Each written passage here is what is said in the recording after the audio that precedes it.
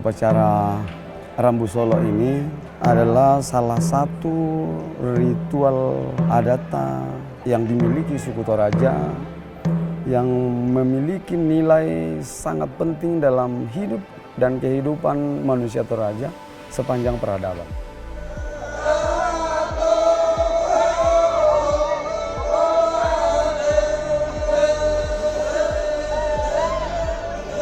Lalu pertanyaannya seperti ini, kenapa orang Toraja melakukan upacara adat begitu mahal? Ini miliaran anggarannya.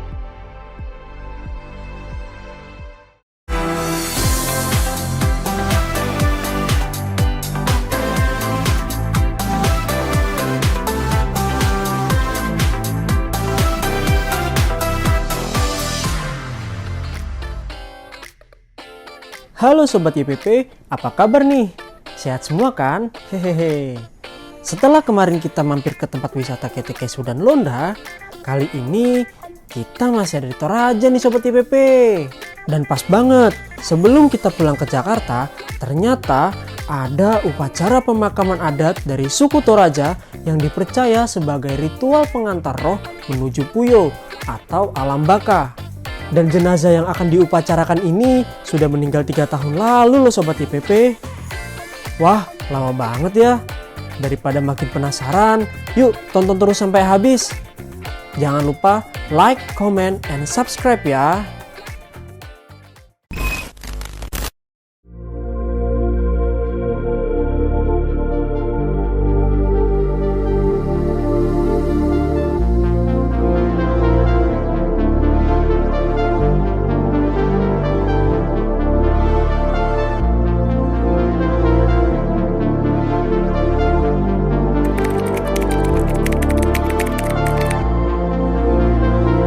Sobat YPP, saat ini saya sedang berada di upacara adat pemakaman Toraja yang disebut juga dengan Rambu Solo. Mau tahu seperti apa prosesinya tersebut? Kita langsung samperin aja yuk Ketua Tongkonan Kada Bapak Sambarumbun. Ini ada upacara Rambu Solo ya Pak? Ya. Bisa dijelaskan Pak, upacara Rambu Solo itu seperti apa? Terima kasih ya. Upacara Rambu Solo ini adalah salah satu ritual adat yang dimiliki suku Toraja yang memiliki nilai sangat penting dalam hidup dan kehidupan manusia Toraja sepanjang peradaban. Ya, seperti apa Pak itu prosesinya Pak? Mungkin diawali dengan apa, bisa dijelaskan? Prosesi, tahapannya apa saja? ya, prosesi ini diangkat pada tahapan atau pada tingkatan ritual tertinggi Aluk Rambu Solo, yaitu kalau disebutan dalam istilah Toraja rapasan, lebih jelas lagi Sarimbone-bone, atau lebih spesifik lagi Barata. Aluk Barata itu atau ritual pemakaman orang Toraja yang dilakukan pada tingkatan Mak Barata itu pada zaman dahulu juga mengorbankan manusia. Ini ritual tertinggi. Namun pada perkembangannya ritual ini menjadi sangat dinamis sesuai dengan hakikat dari adat istiadat itu sendiri. Bahwa adat itu adalah sebuah tatanan yang sangat istimewa karena dia dinamis. Di sini ada patung gini Pak ya, patung. Ya. Ini maknanya apa Pak? Apakah ini patung yang dari yang sekali lagi bahwa ini karena ini dilaksanakan pada tingkatan ritual tertinggi Aluk Rambu Solo. Lalu pada tingkatan ritual tertinggi Aluk Rambu Solo itu memiliki simbol-simbol atau aksesori-aksesori yang sebenarnya melekat pada identitas Tongkonan. Seperti apa identitas Tongkonan? Identitas Tongkonan itu adalah identitas dari para bangsawan itu sendiri yang di dalamnya ada aksesori-aksesori yang harus dipenuhi ketika melaksanakan ritual itu. Nah, contoh misalnya patung. Patung ini tidak semua orang biar dia kaya atau seperti apa, tetapi dia bukan keturunan dari Tongkonan yang memang melekat pada diri mereka, identitas ini itu tidak bisa. Jadi yang bisa yang hanya yang para bangsawan Para Toraja bangsawan Toraja. yang memang secara turun temurun memiliki peradaban yang melekat sebagai identitas para bangsawan Toraja. Jadi artinya tidak semua yang meninggal atau mengadakan upacara adat itu nanti dibuatkan patung seperti ini ya? Hanya para bangsawan saja? Ya. Ini pada dasarnya ini adalah identitas para bangsawan. Nah, pada ritual tertinggi Aluk Rambu Solo, mulai dari sapurandanan atau mengorbankan 24 ekor kerbau minimal, itu sudah bisa dibuatkan patung. Pemotongan kerbau itu memiliki aturan, memiliki tatanan. Jadi orang Toraja memotong kerbau itu tatanannya jelas. Seperti apa tatanannya? Karena ikatan filosofi manusia Toraja itu talu lolona, lolo patuan, lolo tananan, lolo manusia. Manusia dengan hewan dan tumbuhan ini punya ikatan yang luar biasa. Kita mau memanfaatkan tumbuhan itu pada tempatnya, hewan juga itu pada tempatnya. Jadi kita tidak memotong kerbau begitu saja. Termasuk cara memotongnya di ritual ini itu punya tatanan. Seperti apa tatanannya Pak? Dan contohnya berapa yang dipotong dalam proses ini? Ya, contohnya itu dimulai dari saat kita meninggal. Saat kita meninggal ada daerah yang menyebutnya Karaman.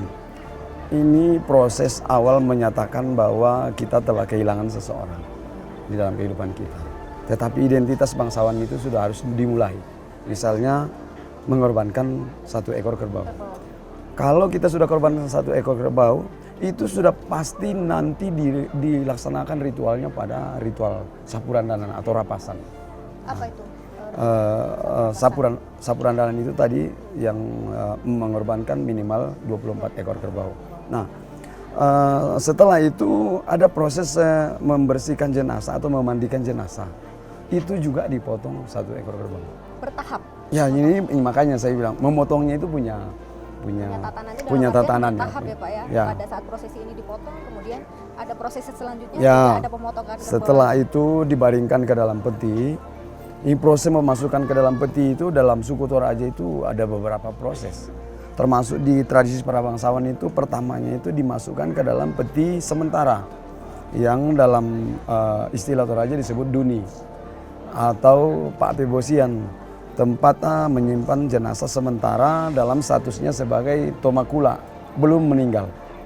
Padahal sebetulnya sudah meninggal. Sebenarnya Tetapi dalam kepercayaan masyarakat Toraja, jenazah belum meninggal. Benar. Mungkin banyak pertanyaan dari banyak orang, kenapa orang Toraja menyimpan jenazah lalu disebut makula? Sebenarnya ini proses membuat jiwa kita ikhlas atas takdir ini. Ya. Siapapun di dunia ini ketika takdir itu tiba, itu pasti menyayat gitu. Untuk menghilangkan itu orang Toraja punya tradisi yang luar biasa. Kita simpan dan kita masih anggap sebagai orang yang sakit, kita masih layani sampai benar-benar kita memahami bahwa dia telah tiada. Hadir di sini ini semua masih keluarga atau keluarga semua yang hadir di sini? Ini pasti punya ikatan ke keluarga, lalu kekerabatan orang Toraja itu tidak terbatas pada hubungan darah. Jadi silaturahmi orang Toraja itu tidak dibatasi hanya sebatas hubungan darah. Ada istilah pandangan bulan sang lampa. Pandangan bulan sang lampa itu adalah hubungan baik. Siapapun itu akan diterima masuk ke dalam komunitas Toraja ini sepanjang dia membawa kebaikan bagi orang Toraja. Ya, pembagian daging pun punya aturan, punya tatanan. Tatanannya? Ini menyangkut prestasi dan prestise.